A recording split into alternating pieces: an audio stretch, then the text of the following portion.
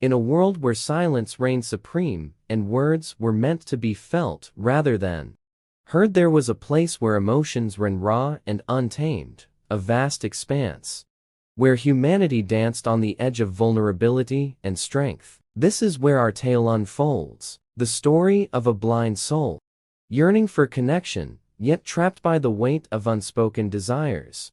It begins with the sound of footsteps, a rhythm that resonated deeply in the heart of the protagonist, whose name was forgotten to time and memory, for names were but a distraction in a life devoid of sight. He existed in the realm of touch, of scent, of sound, and of intuition. His world was a tapestry, woven with the threads of perception heightened by the absence of light.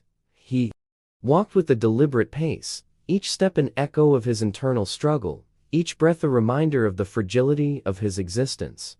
The morning air was heavy with the scent of dew clinging to blades of grass that brushed against his legs. As he ventured into the fields, he sought solace in the textures of the earth beneath his feet, in the warmth of the sun on his skin. Yet the touch of another being was an enigma, an entity that both comforted and tormented him. It was not the touch itself that stirred his heart, but the awakening of dormant feelings buried deep within a fortress of solitude. He often spoke in whispers to the world around him, his words carried by the wind, to the trees, to the birds, to the unseen forces that governed his reality. "Human, I am blind," he would say, not to invoke pity, but to affirm his existence, his declaration a shield against the void of misunderstanding that so often surrounded him.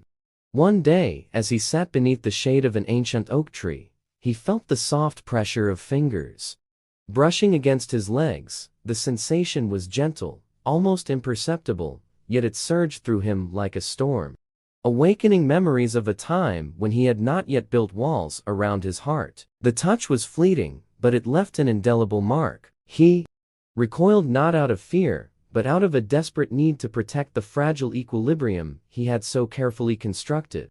"Please don't touch my legs," he murmured, his voice trembling, not from anger, but from an overwhelming tide of emotions he could not name. His words were met with silence, yet the presence lingered as if waiting for an invitation that would never come. He could sense the tension, the unspoken apology hanging in the air like a fragile thread.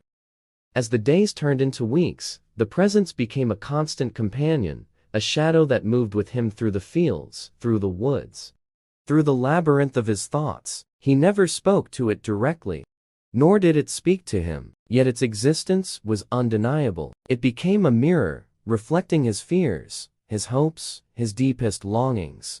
In his solitude, he began to unravel the layers of his own emotions, exploring the intricate web of feelings that had been awakened by that single touch.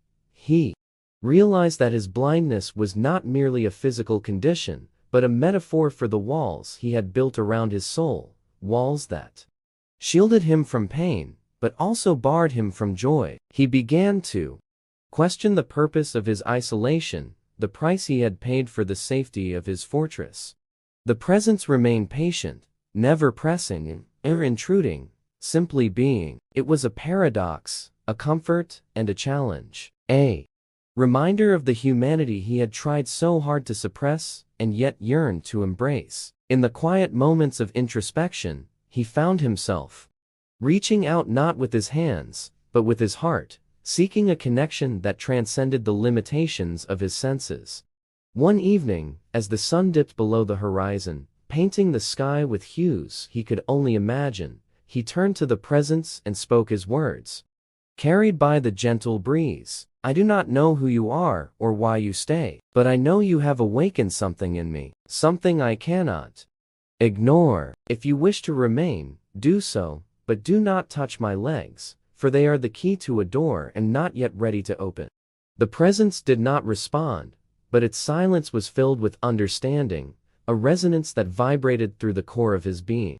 He felt a warmth, not of physical contact, but of a connection forged in the crucible of vulnerability and trust. It was a beginning, not of a journey, but of a transformation, a shift from solitude to shared existence.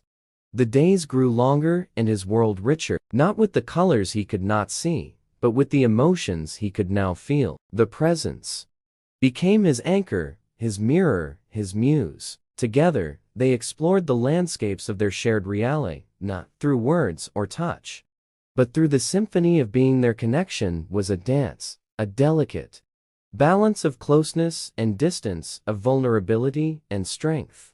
In this new chapter of his life, he discovered the beauty of surrender, not of control, but of the courage to be seen, to be known, to be loved. He realized that his blindness was not a curse, but a gift, a doorway to a deeper understanding of himself and the world around him. He embraced his humanity with all its flaws and fears, and in doing so, he found the strength to open the door he had so long kept locked. As he stood before the threshold of his own heart, he felt the presence beside him, a silent witness to his journey. With a deep breath he stepped through, not into the unknown, but into the fullness of his own being. And in that moment, he was no longer blind, but awakened to the infinite possibilities of love and connection.